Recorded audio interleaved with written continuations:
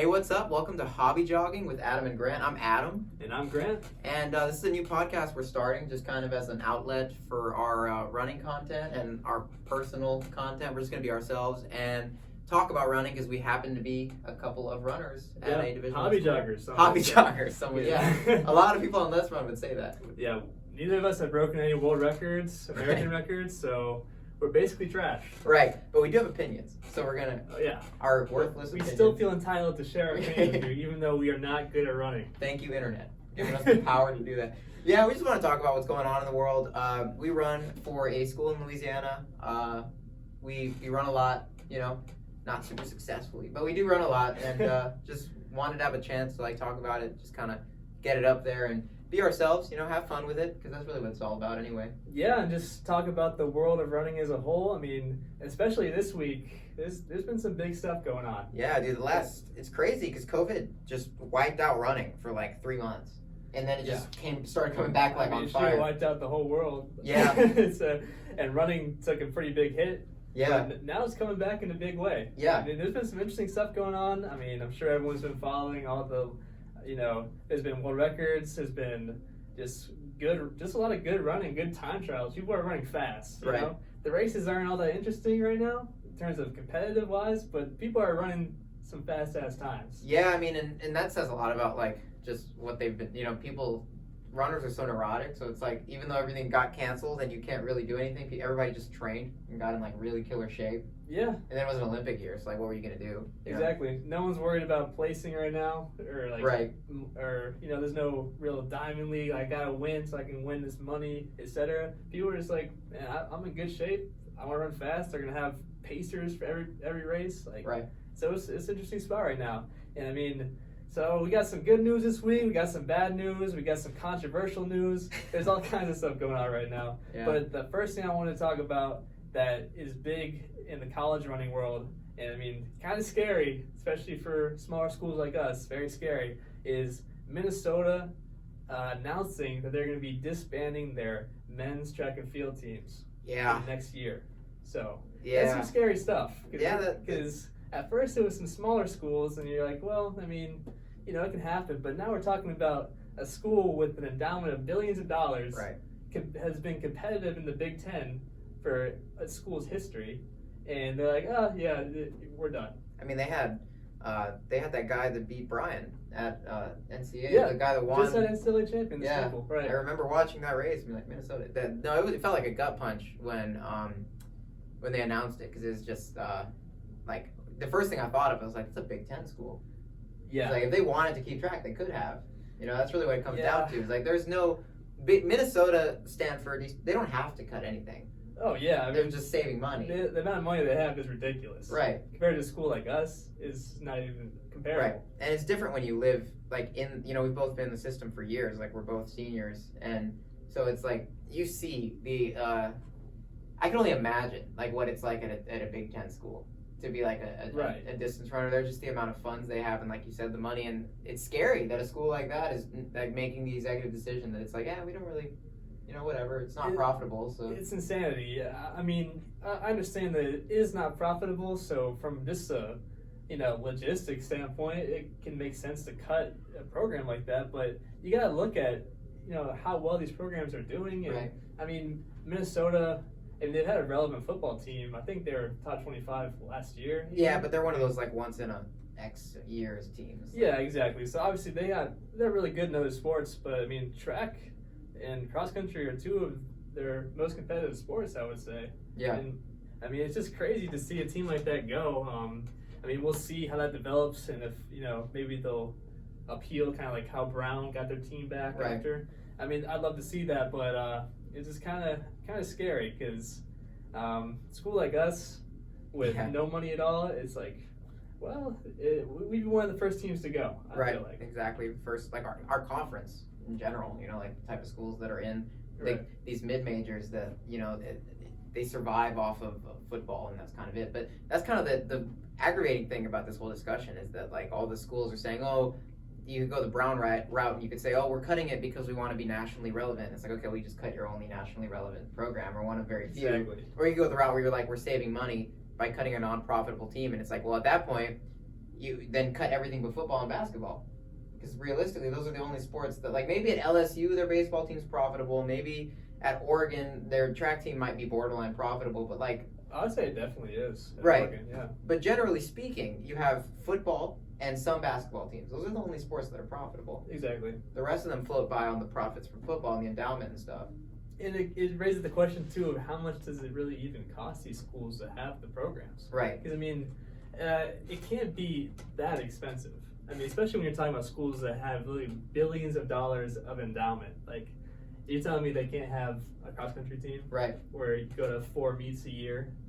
Yeah. I mean, it's ridiculous. I agree, and it's just like you said, scary. I mean, it's terrifying when you see, like, because when I saw Minnesota, that doesn't really directly affect my life. I feel sorry for the people that it does affect them right away, but the ripple effect, you know, now it's like one of those things where now maybe other Big Ten schools, other ACCs, like, you know, those big Power 5 conferences, maybe they're like, okay, we can do this now. The scary thing is setting a precedent. Right. For these other universities that are like, man, we didn't want to get rid of track for a while. Yeah. It's like, thank you, Minnesota. Minnesota did. I mean, yeah, Minnesota. That's scary to think about. William and Mary, another successful program that got cut. I mean, I was reading about William and Mary, man. Besides basketball, track is the only thing they have that's even like remotely relevant nationally. That's it. Yeah, that really blew my mind. I mean, they've had such a solid history in that program. Right. And I mean, rich school, you know, right. they got plenty of money. They're not hurting for money, so it's not a sad thing to see it go. Yeah, it's I mean, scary. That's the word that I keep coming back to, is scary. And it's not surprising, honestly, which is sad. Like, I was shocked that it was Minnesota, but I'm not shocked that Division I institutions are starting to cut their programs. And I think is William and Mary a private school? It is, right? I don't know for sure, but I don't know money. But yeah, I believe it is. With the name William and Mary, I think it's like, whoa. Yeah, exactly. You gotta have some money to go there. Welcome to William and Mary. Our acceptance rate is -3. Yeah, see, so it's like when you see a big private successful school and then a big public state school that are both nationally relevant, both have between the two of them, I think on Let's Run it said like 73 All-Americans or something crazy like that in the last X years. Insanity. That's terrifying, because now it's like private schools are doing it too, and that's just a choice. Exactly. So. It's not about money. I mean, it is about money in the sense that they don't want to keep paying for the programs, but they could if they wanted to. So, I mean, it's probably the 5th time in the past 6 months that I've felt like college athletics are going to end as we know it. So, you know, I'm kind of hitting the panic button. But on the bright side of things, what a positive thing in the sport of running is that pro teams seem to be doing very well during this time. That's true. In That's the U.S. Excellent segue. Oh, thank you. I was like, what are you talking about? When you started talking, I was like, where are you going with this? But that was smart. Yeah, thank you. And what I'm talking about is the new Dark Sky Distance project based in Flagstaff. And you got the OAC on Athletic Club. On Athletic Club. In Boulder. So yes, those are two brand new elite distance running teams in America that just have really great athletes, and it's just good to see like new elite teams being formed like that, because especially in a country that's been completely dominated by the Oregon Project, right, in terms of relevancy in the past years. So in terms of professional running, the sport seems like it's doing actually really well in America, which is exciting to see. I just think it's cool to have options, because like I remember when I started following running pretty closely, it was like you either liked the Oregon Project or you liked OTC. That was it. So it was like you either had a tree or you had that scary logo of the skull thing. Like that was like it. Those were the only options you really had. And then Bowerman kind of came to power. And they're pretty awesome. But it's just cool to have competition too. And like you look at Flagstaff, you have the Hoka team. Now you have this Under Armour team. You have a bunch of individuals training. You have Edward Cheserek training there with Haas, but he can't be on the team. He's basically on that team as well. But I'm a little confused about that. So Haas just trains Cheserek? I bet because it's a Skechers. Right. Yeah. Okay, so he's. I think. I mean, allegedly, he trains with them. But yeah, he's probably. I think he's like free to train with those athletes whenever he wants, but because he gets paid like by Skechers, he can't be on the roster. Okay. Yeah. I didn't think about that. But yeah, that makes a lot of sense. Yeah. But yeah, some exciting stuff going on in Flagstaff for sure. Right. You're gonna have times where like as we get more and more into this and the world kind of returns to normal, if it doesn't end, like it'll be cool because you'll see times where in Boulder you'll see a workout where the OAC is training and then Tinman Elite shows up. You know? Yeah. I mean, it's gonna be cool. What I really want to see, what I'd love to see for the direction of running, is if these clubs can have more races against each other. Right. Like kind of, I want some rivalries to form. Just like inter squad meets or like just like. Yeah, like, I mean, definitely, like, I would think it'd be so cool to have, like, NAZ Elite versus, you know, right. Dark Sky or versus Tin Man, like, have meets like that. I think that'd be so cool. Right, I agree. And you have the opportunity to run fast. And I mean, if there's one thing we've learned at this school, is that you can run pretty fast with the time trial and the right preparation, you know? Oh, 100%. Yeah, if you are prepared, and that's one thing that I really like about this, kind of a side tangent, but like you see on Let's Run a lot. I don't know how often you go on Let's Run, but I need my toxic content for the day. So like whenever every day, I feel really bad on myself, right. I'm like, man, I've been having a good week. I need to cut that out. Right, I need to make this worse. And I feel bad, honestly, because Galt, or whatever his name is, the guy that runs it, he does a really good job, like curating news and writing articles. His articles are all well written, but it's just the message boards, man. Yeah, like, the website itself is great. You know, I mean, it's the best outlet for running news on right. the internet. It's just if you go to the message board, it's terrible. Roller coaster. You see, guys, like I saw one the other week. It was like, hey, these are my times. What do I have to do to be able to run Division I? And he was like a 4:40 miler, but he'd only been running for like 3 months. And like the dude's clearly talented and just got shit on for like it was like 5 pages. You should quit now. Yeah, you were like, you just stop while you're ahead. You will never be faster than 4:30. You might still be able to pick up cycling if you start now. I was like, man, you know. Anyway, so that wasn't what I was gonna say. Yeah. But what I was gonna say was that on the message boards, there's a lot of hate going Tin Man Elite's way right now, and it's because they're. I don't even Tin Man Sub Elite, right. They're calling it. I don't want to say. I'm not even comfortable saying it because it's so unfathomably stupid to me that like and I understand that their PR. Okay, so like, do you want every team to be Bowerman? You know, like that's the argument. I don't want that. Definitely not. Absolutely flavorless team. Right. I mean, Tin Man, I think. Most of us reasonable people with more than 2 brain cells think they're a pretty 4. cool group of guys. Yeah, that's why they're so popular. It's not because that's the thing that these runners, you know, these non-hobby joggers, like us hobby joggers, we get it. Yeah, we don't understand. Yeah. Right, but like the non-hobby joggers, what they don't understand is that the reason Tin Man Elite is popular is because they're normal. They're a bunch of cool dudes that like you like as people. Like you watch their content, you're like, Drew's a cool guy. I would like to hang out with him. Brian's cool. I know Brian personally. Cool ass dude. Like as cool as they come. Exactly. Joey, super cool, inspirational, motivational. Like it's not all about the sport is about times, but these are elite runners and like they're likable. But anyway, going back to what you were saying, that's a complete side tangent. But what you were saying about the inter team time trials, Tin Man is doing a lot of really good things for the sport because they're doing things like going to South Dakota and running a mile to be the first person to break 4 in it. So the creative thing they did. I say that they're getting involved, man. Like they got a cool Instagram presence. Right. They're posting on TikTok. I hate TikTok, but I still think it's cool. But good for them. Yeah. I think it's cool that they're getting their stuff out there. I mean, like even my girlfriend follows them on TikTok. She like sends me the videos sometimes. I think it's pretty. My best friend's girlfriend follows them on TikTok and sends videos. Yeah, like so they're getting themselves out there. They're doing the cool thing where they're coaching incoming athletes at the coaching program. I mean, that's my favorite thing they do. If you hate Tin Man, like you're just a sad person. Yeah, because their whole thing is just about being wholesome and being holistic, but that's the root problem I think with like the sport. Like the reason that we even named this podcast what we named it is because we don't want to be bunched in with that kind of culture. You know, the like. Well, this guy didn't get the American record, so he's a failure, and this guy didn't, you know. Yeah, exactly. Like the holistic side of running. Right. The fact that we just love it, we love talking about it, we love doing it, and no, we haven't set any records, you know, but we're good runners though. I mean, I don't know if you heard, I set a little bit of a record the other week, but it's whatever. No official records. It felt pretty official. Anyway.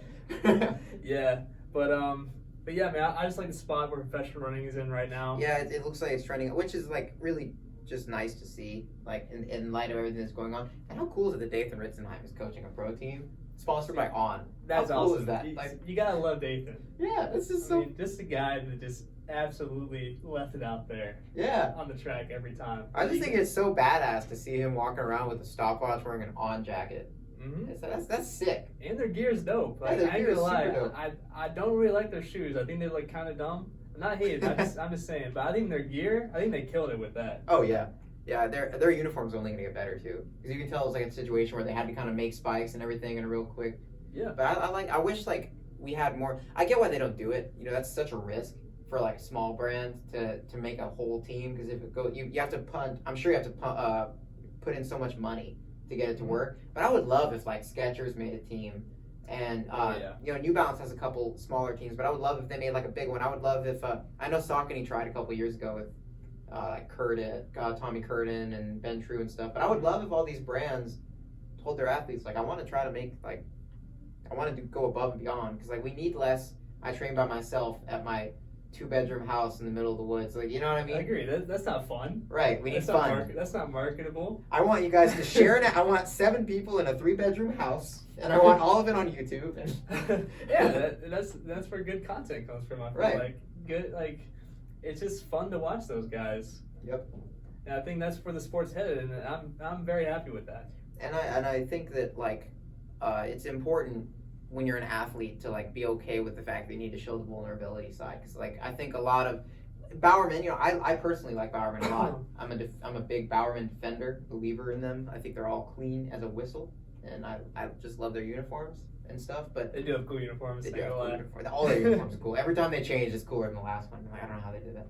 But one thing I wish they would do less of is they kind of have this like air of invulnerability with everything they post. Like every Instagram post they have, it's like very perfect, and they're all in a perfect line. Yeah, and they're all candid. Like, right. It's all super edited. All of them look shredded, and like not that they're not shredded, but you know, it's clearly they're maximizing everything. All their YouTube videos are super like professional, and Tinman shows them warming up. And I agree. It's just so like sterile and like confined. Right. It just looks like cookie cutter. Right. Like perfection. And Tinman's more like, he's got Drew Hunter's like, all right, guys. Yeah, I mean some toast. And I think that's much more marketable content. Yeah, it makes you more, because like the truth is, most runners, the difference between Grant Fisher running 13:10 and Drew Hunter running 13:24 or whatever, like yes, there's a difference in speed, and not to say that if they raced head to head that'd be how it goes, but like, you know, the Let's Run posters that it's like it's all about times.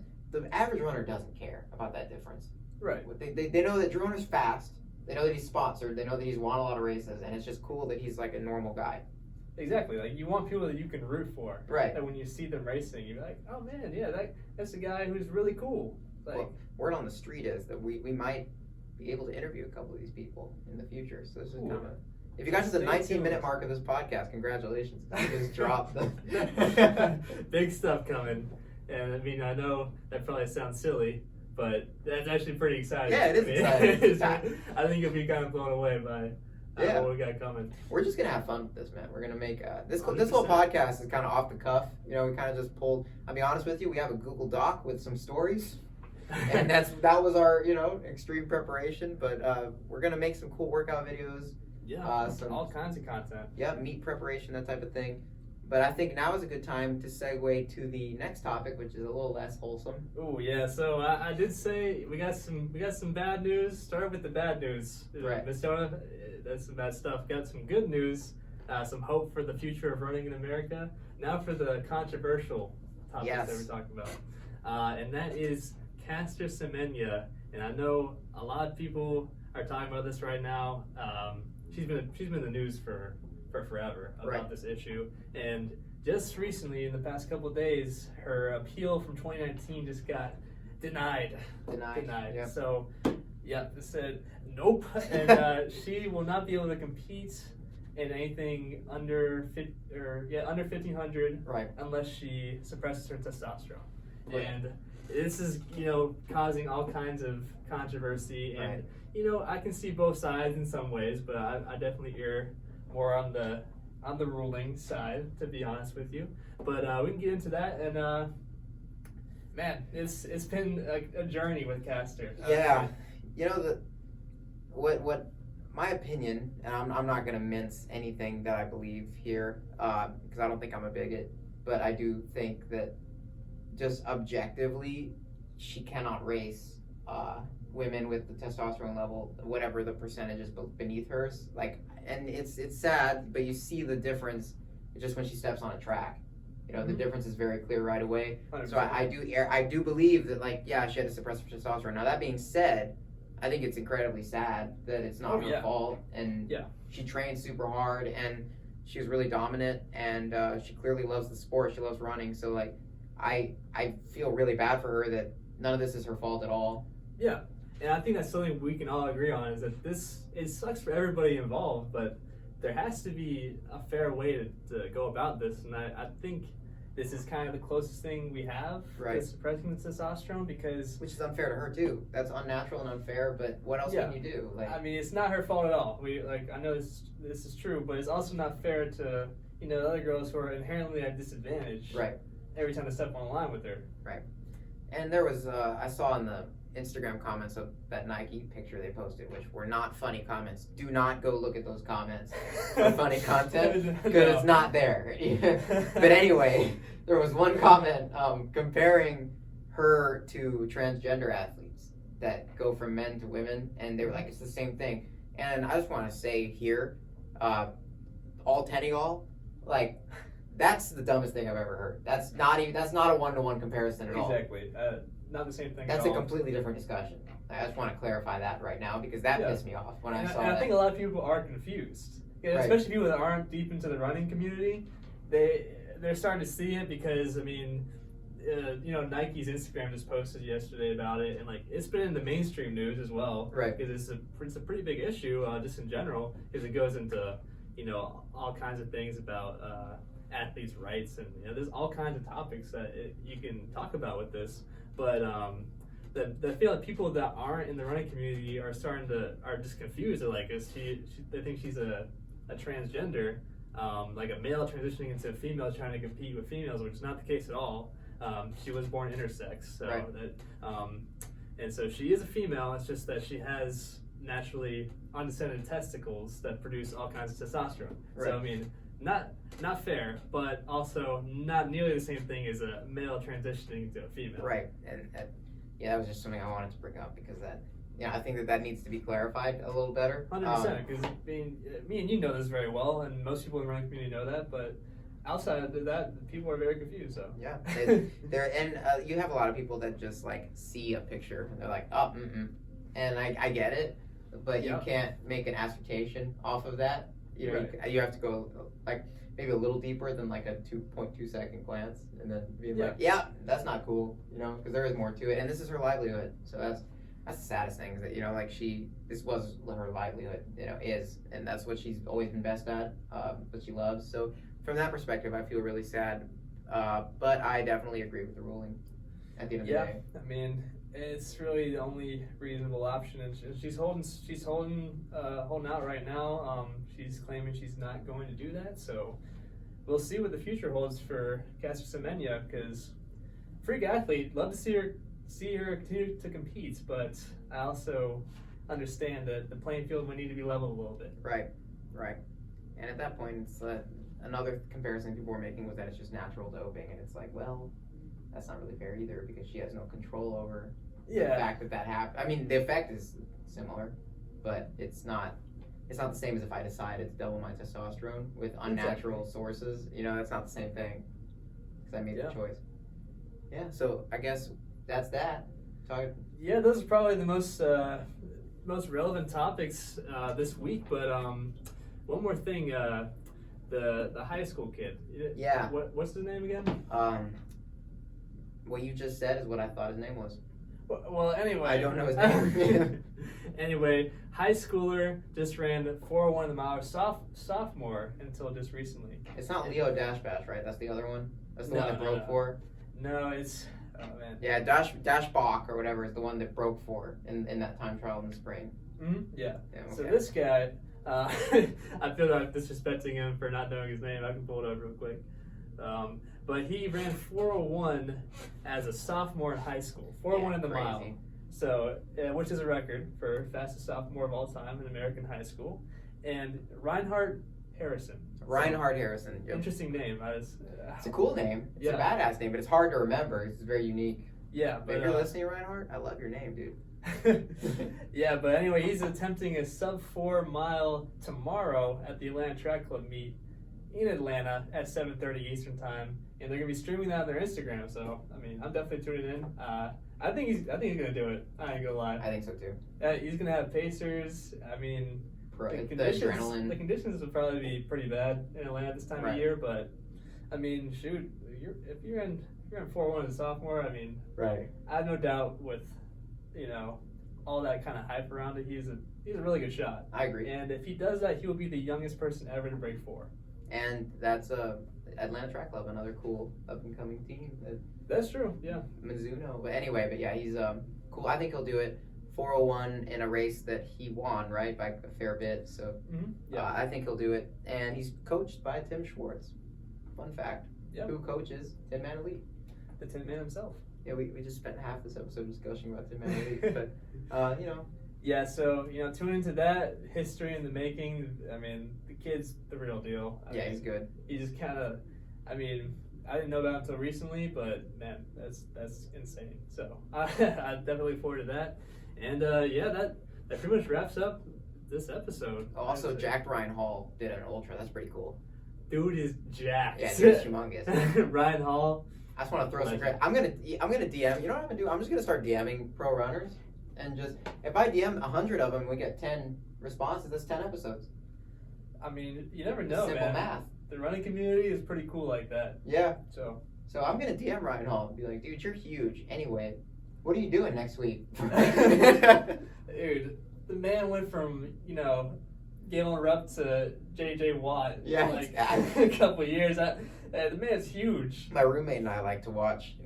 We'll just sit there and watch Ryan Hall videos on Instagram because some of them are hilarious. Like he has one where he has a cereal bowl that's like, I kid you not, like this big, and he just fills it with like 4 different types of cereal, and he's like, this is my post bicep cereal bowl. I put in about 800 calories of cereal. He's living the dream. Yeah, he's just always happy. I mean, he really did what everybody I've ever known that ran in high school is like, man, now that I'm done running, I'm just gonna get jacked. Right. I'm gonna be huge when I stop, man. None of them do it, but he actually lived it. Yep. He's like, man, I'm done running marathons. And the coolest thing is he's still coaching running. Yeah, that's so cool. He's still involved in the sport. I mean, Yeah. apparently, it said that he only ran 5 times this year. Yeah, and then he ran an ultra. He ran 43 miles. So, I mean, just a psycho in the best way possible. Yeah, in the best possible way. So yeah, love that guy. Would love to have him on. Yeah, that would be cool. American dream. I'll work on it. I'll work on it. I think he only has like 11K Instagram followers, so he'll see it if Hobby Jogger. Yeah, hobby jogger. Yeah, well, I guess that wraps up this episode of Hobby Jogging with Adam and Grant. Or Grant and Adam, whichever order you want. Either way, alphabetical, Adam and Grant. I'll take it. Alphabetical would be Grant and Adam. Stop. But thank you for tuning in and listening to us ramble on about the running world, and love to see you back. Hoping to have a big guest on in the next couple of weeks. Yes. We don't know the time. We don't know the timeline, but we can promise we're having a big guest. We are both super disorganized. For future. Yeah. This is like an apology for the content in the future. Neither of us are super timely people, but we're passionate about this, so we'll get something out there. That's true. We'll work on it. We're gonna try. We're gonna try really hard. All right. Well, we'll see you next time, whenever that is. Peace.